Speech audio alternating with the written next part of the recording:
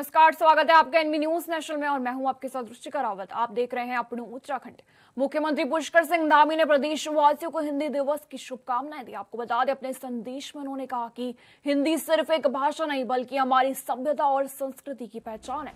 मुख्यमंत्री ने कहा कि हिंदी हमारी सांस्कृतिक भावनाओं, आकांक्षाओं और आदर्शों का प्रतीक है। यह देश की एकता और अखंडता का भी आधार है, जो हमारी विरासत से हमें जोड़ती है। उन्होंने कहा कि हिंदी में सहजता और सरलता है और इसे पूरी समाज को एक सूत्र में बांधने की अद्भुत क्षमता है। धामी ने प्रधानमंत्री नरेंद्र मोदी के प्रयासों की भी सराहना करते हुए कहा कि उनके नेतृत्व में हिंदी को वैश्विक मंच पर एक विशेष पहचान मिल रही है। मुख्यमंत्री ने कहा कि ये हिंदी हमारे लिए सिर्फ संवाद का माध्यम नहीं बल्कि हमारी अस्मिता और भारतीयता का प्रतीक भी है।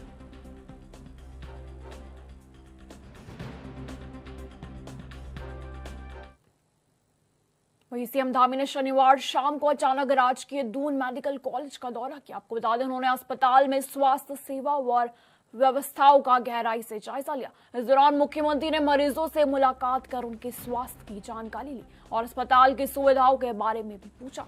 मरीजों और उनके परिजनों से बात करके सीएम ने सीधे तौर पर चिकित्सा सेवाओं की गुणवत्ता को समझा और जरूरी निर्देश दिए। उन्होंने अधिकारियों से कहा कि मरीजों के साथ आने वाले तीमारदारों को लिए भी पानी का और पंखे और बैठने की अच्छी व्यवस्था होनी चाहिए ताकि वो आराम से रह सके। धामी ने कहा कि तीमारदार भी अस्पताल की व्यवस्था का एक अहम हिस्सा होते हैं और उन्हें भी मूलभूत सुविधाएं मिलनी चाहिए।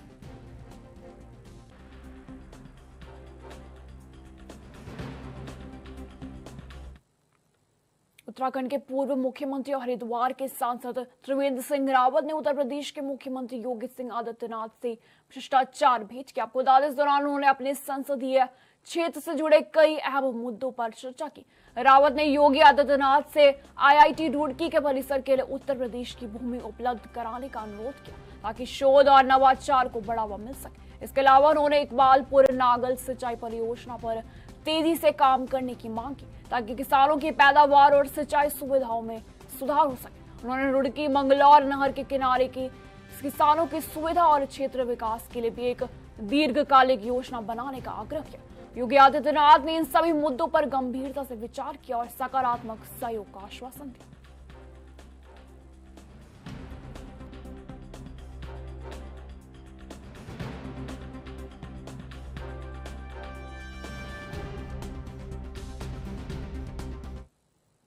वहीं हरिद्वार में अखिल भारतीय अखाड़ा परिषद की एक महत्वपूर्ण बैठक चल रही है, जिसमें मायापुर स्थित पंचायती निरंजनी अखाड़े में हो रही इस बैठक में परिषद के अध्यक्ष श्री महंत रविंद्र पुरी और महामंत्री श्री महंत हरिगिरी महाराज समेत देश भर के कई प्रमुख साधु संत शामिल हो रहे हैं। इस बैठक का मुख्य उद्देश्य 2027 में होने वाले अर्धकुंभ मेले की तैयारियों पर रणनीति बनाना है। इसमें अमृत स्नान, पेशवाई छावनी और सुरक्षा जैसी सभी व्यवस्थाओं पर गहन चर्चा की जा रही है। इस बैठक में अखाड़ा परिषद की भूमिका को लेकर भी एक बड़ा ऐलान होने की संभावना है। यह बैठक अर्धकुंभ को भव्य और दिव्य बनाने की दिशा में एक अहम कदम माना जा रहा है।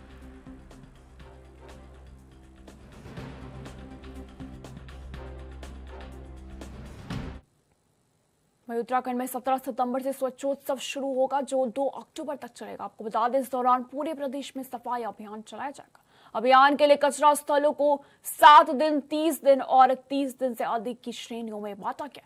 पंचायती राज मंत्री सतपाल महाराज की अध्यक्षता में हुई बैठक में इस अभियान की तैयारियों की समीक्षा भी की गई। आपको बता दें, बैठक में निर्णय लिया गया कि सफाई कर्मचारियों के लिए विशेष सुरक्षा शिविर आयोजित भी किए जाएंगे। साथ ही पर्यावरण के अनुकूल और सिंगल यूज प्लास्टिक मुक्त आयोजनों पर जोर दिया जाएगा। इसके अलावा अभियान के दौरान विभागों में स्वच्छता की शपथ ली जाएगी और पर्यटन स्थलों पर स्वच्छता रंगोली भी बनाई जाएगी। 25 सितंबर को राज्य स्तरीय श्रमदान और स्वच्छता अभियान भी चलेगा। इसी के साथ सभी गतिविधियों की जानकारी आईटी पोर्टल पर अपलोड करनी हो। नवरात्रि में हर दिन एक नया स्वच्छता संकल्प भी लिया जाएगा।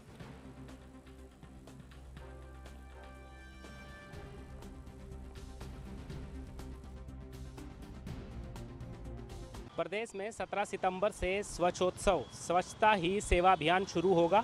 इस दौरान 3 श्रेणियों में बांटकर सफाई अभियान चलेगा और अगर बात करें तो नवरात्र में हर दिन एक नया संकल्प लिया जाएगा। पंचायती राज मंत्री सतपाल महाराज की अध्यक्षता में स्वच्छोत्सव की तैयारी को लेकर एक बैठक हुई है और बैठक में कहीं ना कहीं जो मंत्री हैं वो वर्चुअल माध्यम से जुड़े हैं, जबकि देहरादून में संचालन सचिव जो हैं शहरी विकास नितेश झा, वो भी उस बैठक में मौजूद रहे। और अगर बात करें तो लगातार जिस तरह से 17 सितंबर से 2 अक्टूबर के बीच होने वाले स्वच्छोत्सव के दौरान सभी गतिविधियों पर चर्चा की गई और कचरा स्थलों की सफाई के लिए 7 दिन, 30 दिन और 30 से अधिक दिन की श्रेणियों में बांटकर अभियान को जो है चलाया जाएगा। सफाई कर्मचारियों के लिए विशेष सुरक्षा शिविर होंगे। पर्यावरण के अनुकूल एवं एकल उपयोग के लिए भी जो है प्लास्टिक मुक्त समारोह भी होगा। और अगर बात करें तो सभी विभाग जो हैं उसमें शपथ लेंगे और स्वच्छता रंगोली होगी। 25 सितंबर को राज्य स्तरीय श्रमदान एवं स्वच्छता अभियान भी चलेगा और सभी गतिविधियों की जानकारी जो है वो IT पोर्टल पर अपलोड करनी होगी। तो एक बड़ी पहल जो है उत्तराखंड में स्वच्छोत्सव को लेकर होने वाली है। देहरादून से कैमरा पर्सन दिनेश कुमार के साथ अभिनव नायक, ANB न्यूज़।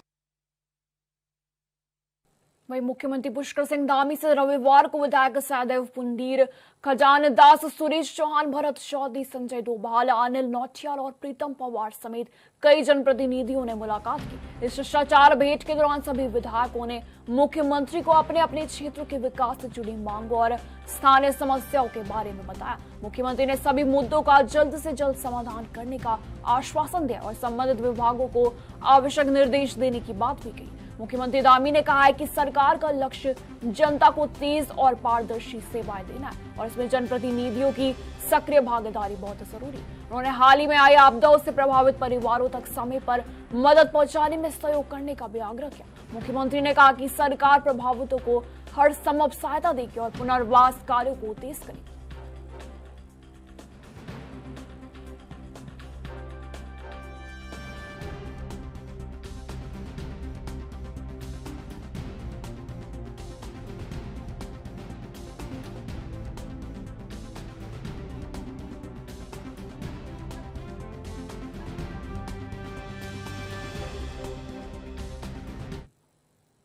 वक्त हो गया छोटे से ब्रेक का, फौरन लौटते हैं।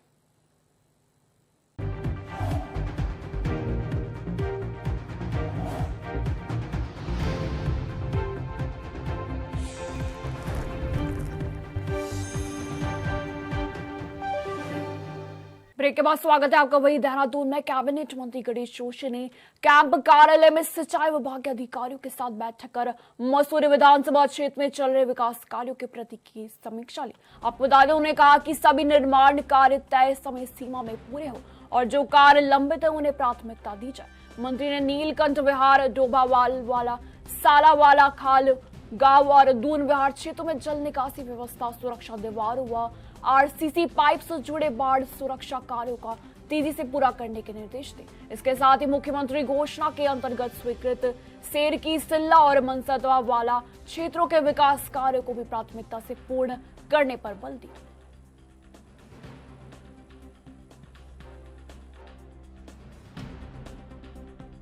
क्योंकि पिछली वर्ष आपदा से जो हमारा बादल नदी का क्षेत्र है बहुत नुकसान हुआ था। वहाँ से लोगों को शिफ्ट करना पड़ा बोठा में और उनके जो प्राक्कलन गए थे उसमें मुख्यमंत्री की घोषणा भी है, वो नहीं हो पाए थे। और वो अन्य जो विधानसभा क्षेत्र के काम हैं उनको लेकर एक बैठक हुई और हमने कहा कि जो ये काम हैं एक समय सीमा में पूरे हों।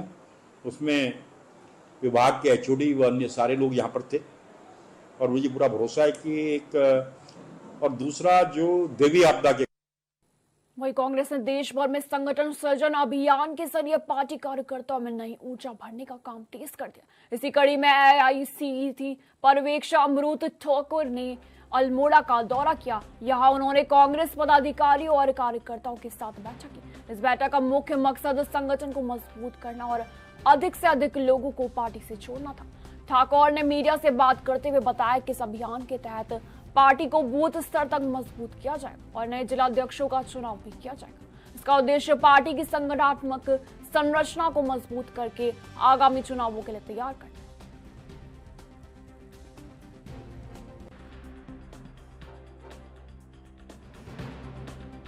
मुख्य बिंदु है और इसका नाम भी है संगठन सृजन अभियान। इसमें मेन ये है 2025 के अप्रैल में एआईसीसी की कार्यकारिणी बैठक गुजरात में हुई थी। पूरे दिन नेशनल लीडरशिप ने बहुत गहरी बाबतों पे चर्चा विमर्श किया और उसके बाद डिसीजन लिया गया है कि पहला संगठन के बारे में डीसीसी अध्यक्ष वाली बात पे आगे चला जाए और वही बात पे कई राज्यों में संगठन सृजन अभियान चल भी रहा है। कई राज्यों में संगठन सृजन अभियान के तहत जो डीसीसी अध्यक्ष बनाना थे वो बन भी। उत्तराखंड में आपदा प्रभावित क्षेत्रों का जायजा लेने के लिए केंद्र की टीम ने दौरा किया। टीम ने राज्य में नुकसान का आकलन करने के बाद अब अपनी रिपोर्ट केंद्र सरकार को भी सौंपेगी। आपको बता दें, उत्तराखंड सरकार ने इस मॉनसून सीजन में आपदा से 5,700 करोड़ रुपए के नुकसान का अनुमान लगाया। वहीं प्रधानमंत्री नरेंद्र मोदी ने पहले ही राज्य को 1,200 करोड़ रुपए की राशि देने की मंजूरी दी। आपदा प्रबंधन सचिव विनोद कुमार सुमन ने बताया कि अब जल्द ही पोस्ट डिजास्टर नीड्स असेसमेंट यानी कि पीडीएनए के तहत एक केंद्रीय टीम उत्तराखंड आएगी। यह टीम नुकसान का व्यापक मूल्यांकन करेगी, जिसके बाद केंद्र सरकार से और धनराशि जारी की जाएगी। पीडीएनए किसी भी प्राकृतिक आपदा के बाद भौतिक और आर्थिक नुकसान का सटीक आकलन करने में मदद करती है ताकि सही राशि जारी की जा सके।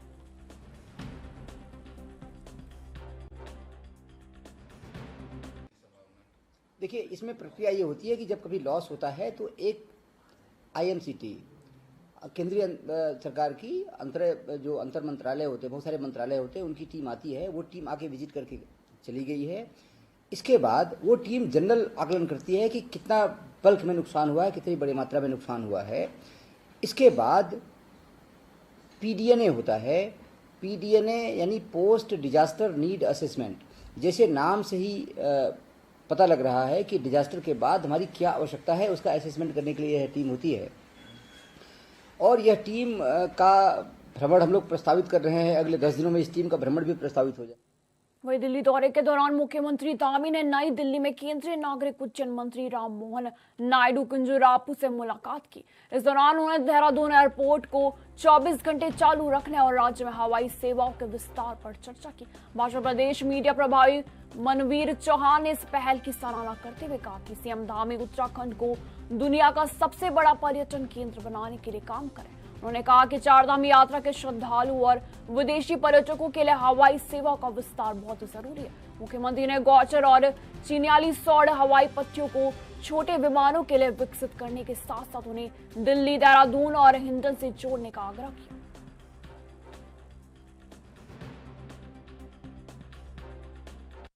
तो देखिए, हमारे मुख्यमंत्री माननीय पुष्कर सिंह धामी जी उत्तराखंड राज्य को विश्व का पर्यटन का सबसे बड़ा केंद्र बनाने के लिए लगातार कार्य कर रहे हैं। और जिस प्रकार से उत्तराखंड राज्य में हमारे 4 धाम यात्राएं हैं और यहाँ के जो नैसर्गिक सौंदर्य के कई स्थल जो कहीं न कहीं अपनी सुंदरता की छटा को विश्व स्तर पर बिखेरती हैं, उनको विकसित करने के लिए देश और दुनिया के अधिक से अधिक पर्यटक यहाँ आए, श्रद्धालु यहाँ पर आए, उसके लिए हवाई सेवा का विस्तार होना बहुत जरूरी है। उसको लेकर के लगातार आदरणीय मुख्यमंत्री जी कसरत कर रहे हैं। चिन्यालीसौड़ की जो हवाई पट्टी है, गौचर की, नैनीसैण, पिथौरागढ़ की, इन पर छोटे विमान भी उतर सके, इसको लेकर के उन्होंने केंद्र सरकार से इसकी मांग की है कि अधिक से अधिक लोग उत्तराखंड के पहाड़ी स्थलों पर जाएं और पर्यटन को बढ़ावा मिले। इसलिए उनका ये प्रयास लगातार वो कर रहे हैं। बहुत ही सराहनीय प्रश्न का है। बहुत हो चुका है, छोटे से ब्रेक का फौरन लौटते हैं।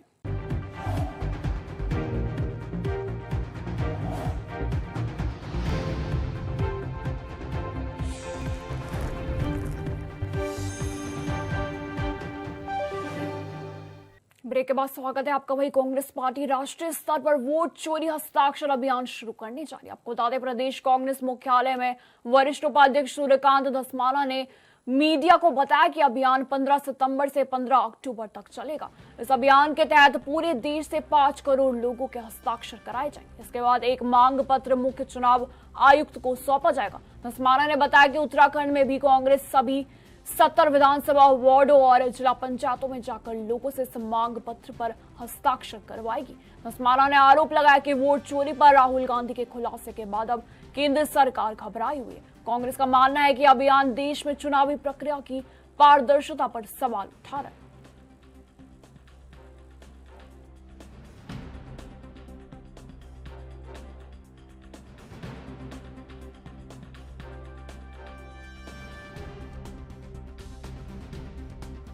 वोट चोरी 7 अगस्त 2025 को हमारे लोकसभा में विपक्ष की नेता आदरणीय राहुल गांधी जी ने कर्नाटका के बेंगलोर की एक लोकसभा सीट में एक विधानसभा में किस प्रकार से वोटों की हेराफेरी करके 1 लाख से ज्यादा फर्जी, डुप्लीकेट, ट्रिप्लीकेट वोट बना के और वोट चोरी को अंजाम दिया, उसका खुलासा पूरे देश और पूरी दुनिया के सामने online presentation, power point presentation. वहीं देहरादून नगर निगम में स्वच्छता समिति में 99 फर्जी कर्मचारियों को दिखाकर करोड़ों के घोटाले में कार्रवाई जारी है। विगत 6 जून 2025 को अपर नगर आयुक्त की शिकायत के आधार पर देहरादून नगर कोतवाली में मुकदमा दर्ज किया गया था। इससे पहले भी इस मामले में PIL भी दाखिल किया गया था। इस मामले में सभी पूर्व पार्षदों को नोटिस भी जारी किया गया। आपको बता दें, बीजेपी की प्रदेश प्रवक्ता कमलेश रमन ने कहा है कि जो लोग भी दोषी पाए जाएंगे उन पर सख्त कार्रवाई की जाएगी।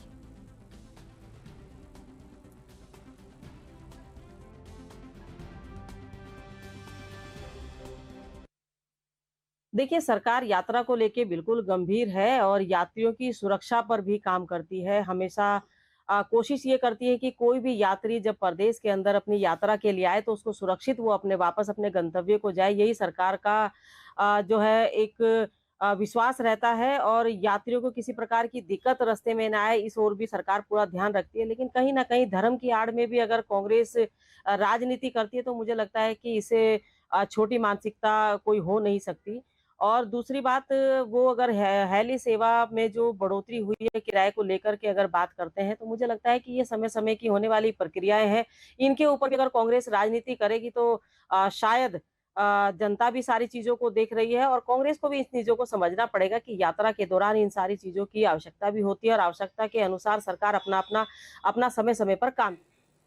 वहीं देहरादून के राजपुर रोड पर एक प्रेस कॉन्फ्रेंस में क्रिकेट एसोसिएशन ऑफ उत्तराखंड के बैनर तले होने वाले उत्तराखंड प्रीमियर लीग के आयोजक राजीव खन्ना और किरण वर्मा ने नई कार्यकारिणी को बधाई दी। उन्होंने विश्वास जताया कि उनके नेतृत्व में यह लीग और भी ज्यादा सफल होगी। आयोजकों ने बताया कि इस बार UPL की शुरुआत 23 सितंबर को महिला प्रतियोगिता से होगी, जिसका फाइनल 24 सितंबर को खेला जाएगा। इसी के साथ पुरुषों का UPL 26 सितंबर से 7 अक्टूबर तक चलेगा। उन्होंने कहा कि इस बार कई नए बदलाव किए गए हैं और उम्मीद है कि स्टेडियम दर्शकों से भरे रहेंगे। आयोजकों ने बताया कि इस लीग से निकलने वाले खिलाड़ी न सिर्फ उत्तराखंड बल्कि पूरे देश का नाम रोशन करेंगे। दर्शकों के लिए कॉन्सर्ट भी रखा गया, जिसके लिए पेमेंट पर टिकट मिलेंगे, जबकि बाकी मैचों के लिए एंट्री फ्री होगी। आपको बता दें, टिकट और पास ऑनलाइन QR कोड के जरिए उपलब्ध होंगे। इसकी जानकारी जल्दी दी जाएगी।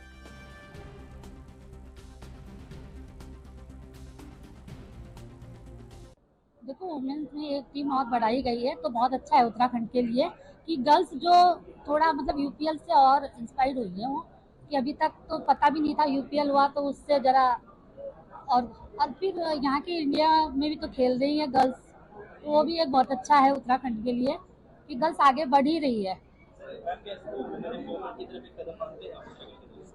जी जी जी यस। UPL 2 है। सबसे पहले मैं जो नई कार्यकारिणी है CAU को उनको बधाई देता हूं कि आप यहाँ पे नए कार्यकारिणी अपॉइंट हुई है और हमें विश्वास है कि आपके लीडरशिप के अंदर हम UPL को बहुत सक्सेसफुल बनाएंगे, UPL सीजन 2 को। जहां तक इस साल का UPL की बात है, हम 23 सितंबर से इस साल का UPL स्टार्ट कर रहे हैं, जिसमें पहले महिलाओं का यूपीएल होगा, जो WUPL जिसको हम कह रहे हैं, और उसके बाद 26 तारीख से मेंस यूपीएल होगा। 26 से 5 तारीख को चलेगा। 23 तारीख को महिलाओं के देहरादून में जल्दी एलिवेटेड रोड का निर्माण होने जा रहा है। आपको बता दें, इससे शहर को जाम से मुक्ति मिलेगी और इसका स्वरूप भी बदल जाएगा। इस प्रोजेक्ट के लिए रिस्पना नदी के किनारे बनी बस्तियों को भी हटाया जाएगा। इसके लिए वहां लाल निशान भी लगाए गए। इसे लेकर पूर्व मुख्यमंत्री हरीश रावत ने इसे लाल आतंक बताया। इस पर बीजेपी विधायक विनोद चमोली ने पलटवार करते हुए कहा कि हरीश रावत ने अपने कार्यकाल में बहुत से नाले और खाले खोदे, लेकिन एक भी मकान को नियमित नहीं कर पाए। इसी के साथ चमोली ने रावत पर निशाना साधते हुए कहा कि अगर उन्हें मंजूर नहीं है तो आगे आकर इसका विरोध करना चाहिए और धरने पर बैठकर कहना चाहिए कि एलिवेटेड रोड नहीं बनना चाहिए। उनकी बातों का अगर जवाब देंगे तो बहुत नीचे स्तर पर उतरना पड़ेगा, वो मैं चाहता नहीं हूँ। वो प्रदेश के बहुत वरिष्ठ नेता हैं, मुख्यमंत्री रहे हैं, और ध्यान में होगा मैं उस समय मेयर था, और जब वो अपने मुख्यमंत्री काल में बहुत नाले खाले कूदे हैं उन्होंने। उसके बाद 3 साल तक वो मुख्यमंत्री रहे, उन नाले खालों के लिए क्या उन्होंने किया, कम से कम इसका जवाब लोगों को दे दे। उन्होंने मलिन बस्तियों को नियमितीकरण के नाम पर एक भी मकान को नियमित नहीं कर पाए देहरादून के अंदर। ये उनकी स्थिति रही। एक अधिनियम भी लाए, उसके बावजूद कुछ नहीं हो पाया। फिलहाल मेरे साथ इस बुलेटिन में इतना ही। दीजिए जाने की इजाजत। नमस्कार।